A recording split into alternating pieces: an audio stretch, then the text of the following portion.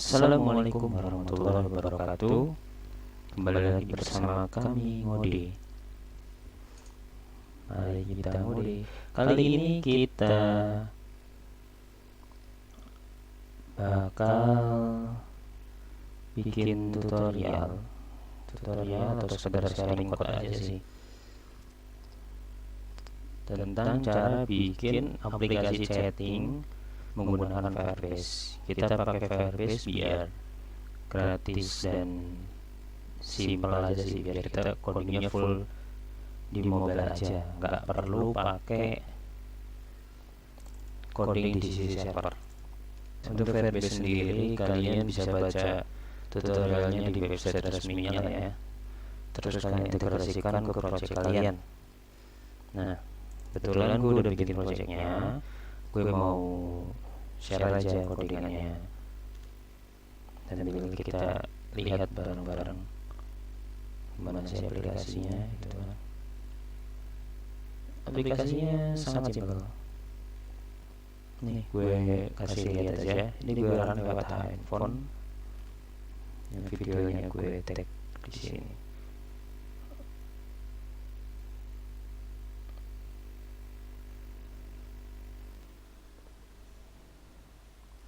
Oke, jadi di sini ada dua handphone ya.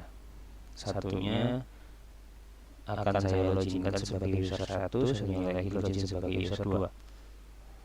Langsung kita coba aja. Oh iya, untuk aplikasi chat itu pasti butuh user ya, karena supaya kita tahu kita mau chatting ke mana gitu kan. Oke, langsung coba aja masuk. Nah, di sini user 2. Nah, jadi ini sebelumnya udah gue tes. Nah, kalian bisa lihat di sebelah kiri ini sebenarnya akun user 1, dia udah ada sempat percakapan dengan si user 2 gitu kan. Nah, ini adalah message-nya gitu. Mungkin di sini infonya kurang ya, tapi yang gue mau tunjukin bukan nggak secara keseluruhan sih, tapi intinya ini chatnya jalan.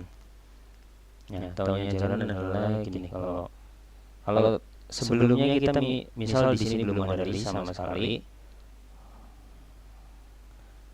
maka kita lakukan klik new chat nih ya, tombol kiri bawah itu tadi untuk bikin new chat. Terus di sini kita masukin user 2.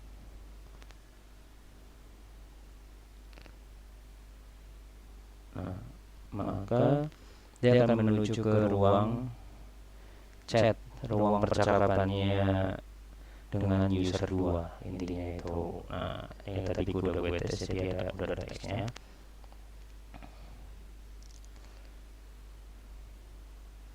Misal kita teks di sini, baik.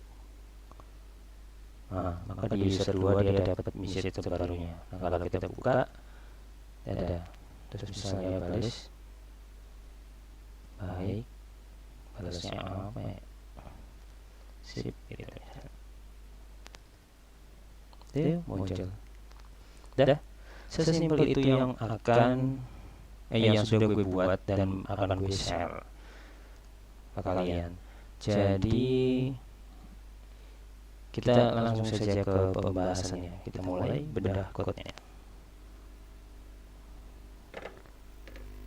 Oke, sebelum gue mulai ke bedah code, akan lebih baiknya kalau gue jelasin dengan gambaran seperti ini. Oke, jadi bukan gambar yang ini, gini. Nah, jadi tadi contoh yang tadi gue lakukan ada contoh menggunakan user 1 dan user 2 kan. Anggaplah ini user 1, ini user 2. Nah, di tengah-tengahnya situ ada Firebase. Jadi mekanismenya user 1 ketika dia mengirim pesan, dia akan mengirim pesan ke Firebase. Kemudian Firebase itu yang akan melanjutkan pesan ke user 2. Oke, kemudian kita lihat struktur datanya. Nah, di sini struktur datanya kita menggunakan ada user dan juga room. Intinya itu user 1 2 3 n ini maksudnya kalau nanti banyak. Nah, setelah itu kalian bisa perhatikan ada garis merah ini ya. Garis merah ini tuh menunjukkan bahwa user akan selalu berinteraksi ke room, dan room itu yang akan melanjutkan ke user-user yang lain. Ini seperti itu. Jadi di sini kita secara data pun kita nggak pernah menghubungkan antara user langsung ke user lainnya, gitu. Tapi user ini ke room, user ini ke room. Jadi misalnya kita bikin private chat, itu sebenarnya ke room, tapi room itu hanya isi 2 user, yaitu user ini dan user ini. Kemudian kalau misalnya dia nanti adalah grup chat, maka dalam room itu terdapat beberapa user. Jadi misal user 1 kirim ke room grupnya, kemudian room grup itu yang akan melanjutkan pesan ke user 2, 3 dan seterusnya. Seperti itu. Oke, kita sekarang bisa lanjut ke codingannya. Kalau codingannya tadi di waktu Web7 pertama itu di login ya. Nah, login itu ada di sini bagian aplikasi. Oke, sebelum melanjutkan gue terangin dulu kenapa gue bikin ada 2 folder di sini. Nah, ini. Nah, gue bikin di sini ada app, di sini ada messaging. Messaging ini adalah inti utama codingan yang menyediakan service untuk chatting. Sedangkan app ini adalah aplikasi yang dia menggunakan service messaging. Nah, alasan gue bikin kenapa service messaging yang gue bikin sendiri sebagai sebuah library, ini ada simbol bar di sini artinya dia library. Nah, alasannya adalah karena kalau misalnya nanti kedepannya gue butuh gue butuh fitur aplikasi yang dia punya fitur chat, gue cuma tinggal copy satu folder ini aja. Jadi gue nggak perlu lagi milih-milih kelas-kelasnya gitu, enggak. Tapi copy satu folder ini, kemudian gue implement di UI yang mana gue yang mau taruh, itulah intinya. Sedangkan di sini hanya ada, di aplikasi ini hanya ada kelas-kelas atau activity yang berfungsi sebagai navigasi dari login. Misalnya login kita mau taruh ke home, kemana gitu kan ya, masing-masing aplikasi kan biasanya beda-beda navigasinya. Oke, jadi sekedar itu saja alasannya. Oke, kembali lagi ke login activity ini. Nah, kalau kalian melihat tampilannya, ini gue close ulang. Oke, nah kalau kalian melihat tampilannya, di sini cuma ada yes doang ini. Udah, nggak ada hal lain,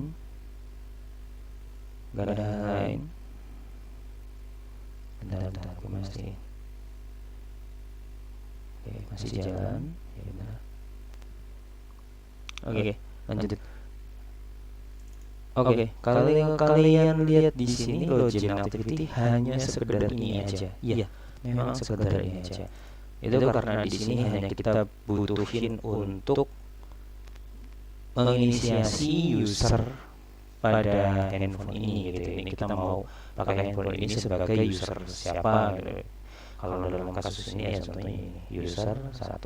Jadi kita menginisiasi handphone ini sebagai user 1. Nah, begitu dia masuk, dia akan menuju home activity ya. Home activity, sini ada tampilan list, ada tampilan button.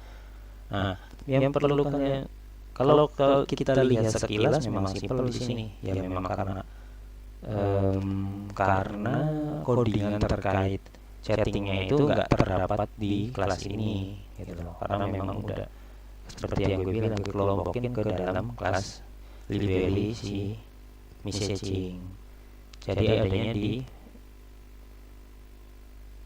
komponen ini. Kalau kita klik, nah sebenarnya checklist ini adalah custom view yang dia berisi adapter. Saya lebih tepatnya relative layout sih, tapi di dalamnya ada adapter gitu, yang fungsinya buat ngambilin list item di sini. Ini kalau kalian udah familiar sama Recycle View, aturan ngebaca ini nggak sulit sih.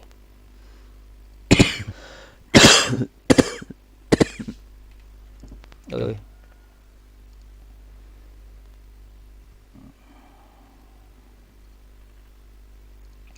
Oke, kemudian balik lagi ke sini. Nah, ini FAB ini adalah tombol di pojok mana ini? Pojok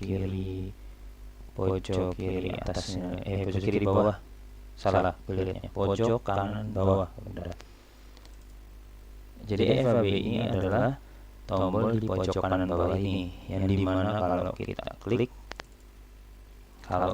klik itu dia ke new chat. Nah, new chat ini fungsinya adalah untuk menentukan kita mau chat ke jenisnya apa, private atau grup. Terus ke siapa? Private itu maksudnya ke siapanya adalah user ID gitu. Kalau grup berarti nantinya grup ID gitu. Intinya itu.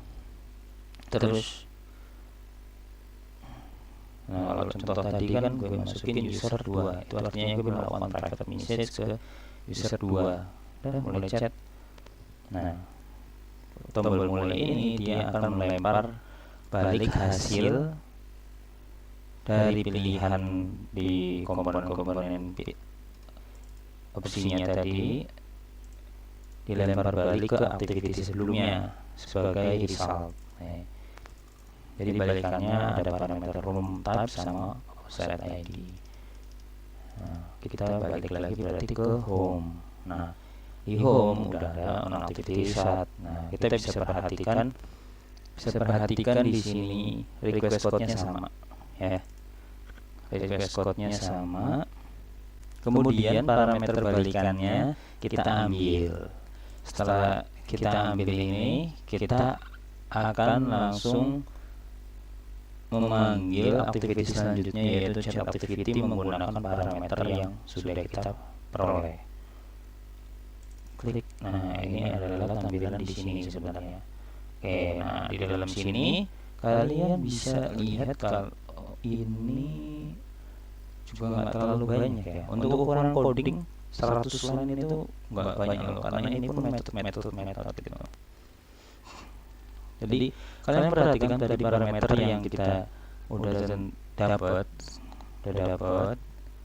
ini dipakai untuk dimasukkan ke adapter. Nah, adapter ini dia yang menentukan ini akan ditampilkan di posisi kanan atau posisi kiri sesuai dengan user ID penggunanya. Nah, kemudian button send ini akan memanggil presenter dengan metode send message. Oke. Kalau ini kalau kalian tanya ini presenter itu apa gitu kan, lebih baiknya kalian baca aja tentang struktur coding Android. Struktur coding Android salah satunya itu ada yang namanya MVP. MVP itu adalah model view presenter, di mana intinya adalah ya, struktur coding untuk mempermudah kita mengelompokkan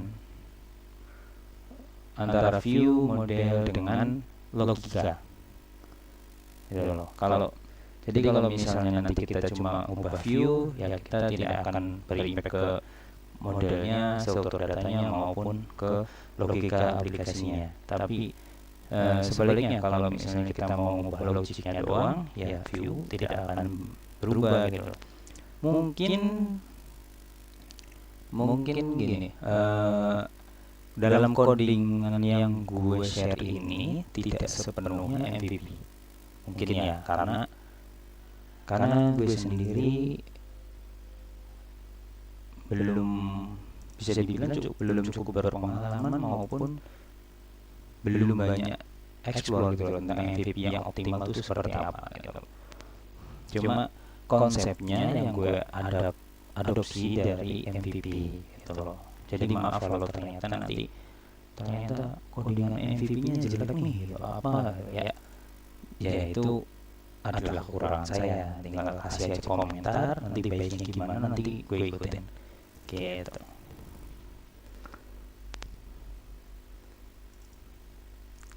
Oke.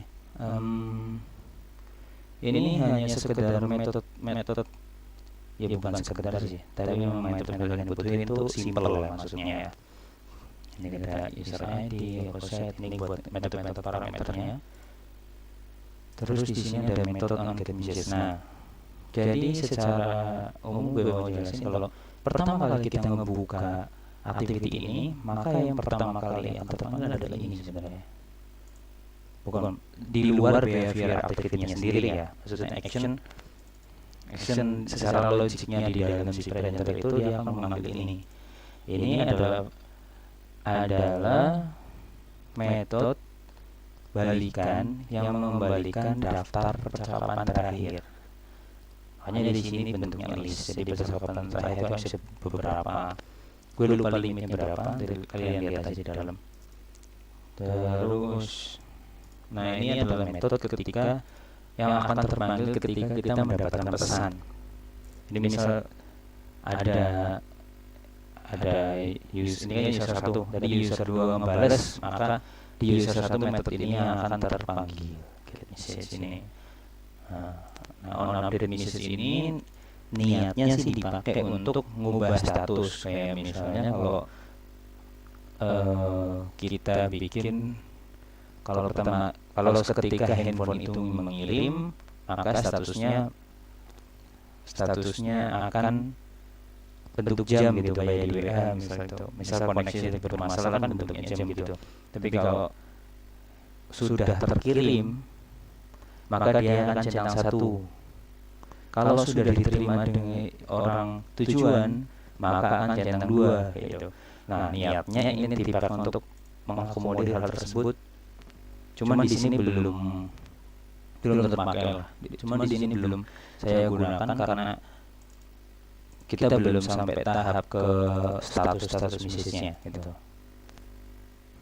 Nah, kemudian di metode onFailure ini dipakai untuk kalau misal ada error koneksi atau error errornya muncul di sini. Nah, sebenarnya failure ini harusnya lebih spesifik ya, kayak misalnya errornya tentang apa, terus actionnya mau ngapain, nggak sekedar toas doang gitu loh. Biasanya tuh orang ngasih dialog atau mungkin dia diarahkan untuk ke aktivitas yang lain atau kalau dalam konteks messaging ini biasanya kan kalau error message-nya jadi silang terus nanti bisa retry gitu atau diberitahu bahwa koneksi bermasalah, pesan tidak terkirim atau gimana gitu. Ini harusnya lebih spesifik lah actionnya.